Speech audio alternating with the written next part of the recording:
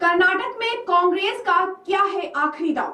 क्या चुनाव की हवा बदल देंगी सोनिया गांधी? बजरंग दल पर कर्नाटक का यूटर्न, कहा बैन की कोई योजना नहीं, सत्ता में आए तो हनुमान जी के नाम पर चलाएंगे स्कीम। कर्नाटक की सत्ता हथियाने के लिए सभी राजनीतिक पार्टियां नए नए हथकंडे अपनाने में लगी हुई हैं। लेकिन जिस तरह से बीजेपी और कांग्रेस अपने दांव खेल रही है, उससे तो अभी ये अनुमान लगाना काफी मुश्किल होगा कि सत्ता किसके हाथ लगने वाली है। बजरंग बली के नाम पर सियासत हो रही है, मतलब भगवान को भी इन पार्टियों ने नहीं बख्शा। आज हम सभी पहलुओं पर बात करेंगे जिस पर बीजेपी और कांग्रेस दोनों पार्टियों ने हनुमान जी को लेकर सियासत गढ़ी है। नमस्कार, मैं हूं मधुमिता और इस वक्त आप देख रहे हैं 24x7 लाइव टीवी। कांग्रेस की तरफ से एक घोषणा पत्र जारी किया गया था, जिसके बाद विवाद शुरू हो गया। वो इसलिए क्योंकि इस घोषणा पत्र में पार्टी ने राज्य की सत्ता में आने पर बजरंग दल और पीएफआई पर बैन लगाने का वादा किया था। बस फिर क्या था, बीजेपी ने इस मुद्दे को तुरंत ही लपक लिया। इसका नतीजा ये रहा कि बीजेपी की बीते दिनों 3 रैलियां हुई और इन रैलियों में पीएम मोदी ने बजरंग दल के नारे के साथ भाषण देना शुरू कर दिया।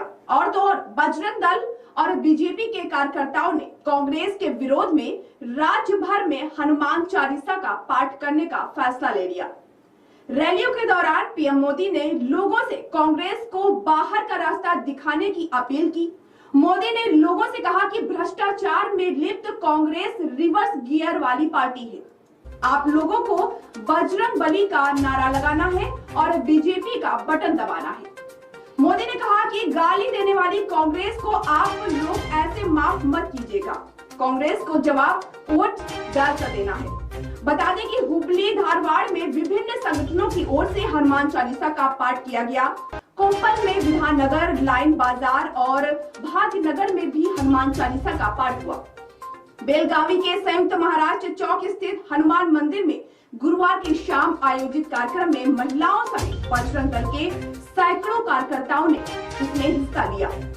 कर्नाटक दक्षिण प्रांत के संयुक्त सचिव शरण पंपवेल के अनुसार दक्षिण कन्नड़ में 100 से अधिक स्थानों पर हनुमान चालीसा का पाठ किया गया।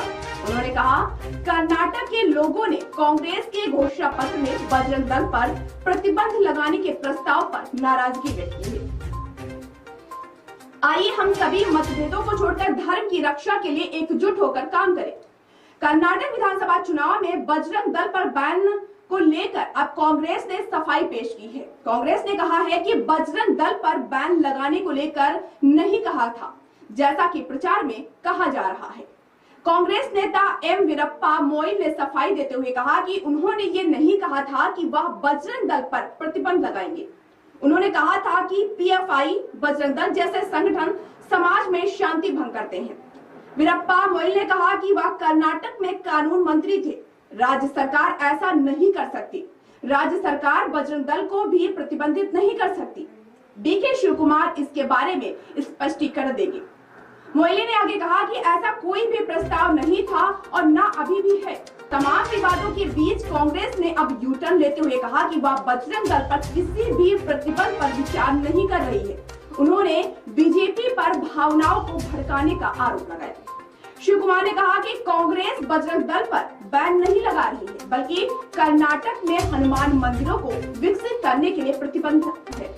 उन्होंने कहा कि अगर कांग्रेस कर्नाटक की सत्ता में आती है तो प्रदेश के हनुमान मंदिरों का जीर्णोद्धार करेंगे। शिव कुमार ने आगे कहा कि हम भगवान हनुमान के नाम पर विशेष योजनाएं शुरू करेंगे। हर तालुक में युवाओं की मदद के लिए हम उनके नाम पर कार्यक्रम शुरू करेंगे। डीके शिव कुमार ने मैसूर में चामुंडेश्वरी मंदिर में दर्शन के बाद बीजेपी पर निशाना साधते हुए सवाल किया। मैसूरू और बेंगलुरु के बीच 25 मंदिर हैं। क्या भाजपा नेताओं ने कभी उनकी परवाह की? इधर बीजेपी ने कांग्रेस पर लगातार निशाना साध रखा है। चुनाव प्रतिबंध समिति के अध्यक्ष शोभा करंदलाजे ने बेंगलुरु में हनुमान चालीसा पाठ के साथ हमले का नेतृत्व किया। शिव कुमार के अनुसार कांग्रेस हमेशा से भगवान हनुमान की भक्त रही है, लेकिन हम संगठन बनाकर किसी को भी भगवान के नाम पर कानून अपने हाथ में लेने की अनुमति नहीं देंगे और हम ऐसी ताकतों के खिलाफ कानूनी कार्रवाई शुरू करेंगे। उन्होंने कहा कि हमने केवल अपने घोषणा पत्र में ये कहा था, लेकिन बीजेपी इसे भावात्मक मुद्दे के रूप में इस्तेमाल करने की कोशिश कर रही है। श्री कुमार ने आगे कहा कि कांग्रेस को पल में अंजनाद्री पहाड़ियों के ऊपर स्थित भगवान हनुमान के जन्म स्थान को विकसित करने के लिए एक अंजनाद्री विकास बोर्ड बनाएगी। उधर कांग्रेस के वरिष्ठ पदाधिकारी मनीष तिवारी ने भी कहा कि वह दिन में 2 बार हनुमान चालीसा का जाप करते हैं। उन्होंने कहा कि बीजेपी राजनीतिक फायदे के लिए चालीसा का पाठ करा रही है, जबकि लोग दिल खोलकर रोज भजन करते हैं। बजरंग दल के मंडल संयोजक राजेश गौड़ा ने कहा कि शिव कुमार का साम्राज्य रावण की लंका की तरह नष्ट हो जाएगा। उन्होंने लोगों से कांग्रेस को वोट देने से पहले 2 बार सोचने को कहा। अब आगे देखना ये होगा कि कर्नाटक की चुनावी हवा किधर रुख करती है। क्या बजरंग दल पर प्रतिबंध लगाने वाली बात कांग्रेस पर भारी पड़ सकती है, या फिर कांग्रेस का यूटर्न इस मुद्दे को ठंडा कर सकती है और सत्ता पर उसकी जीत हासिल हो सकती है। तो बना रहेगा खबरों का सिलसिला, जुड़े रहिए इंडिया 24/7 लाइव।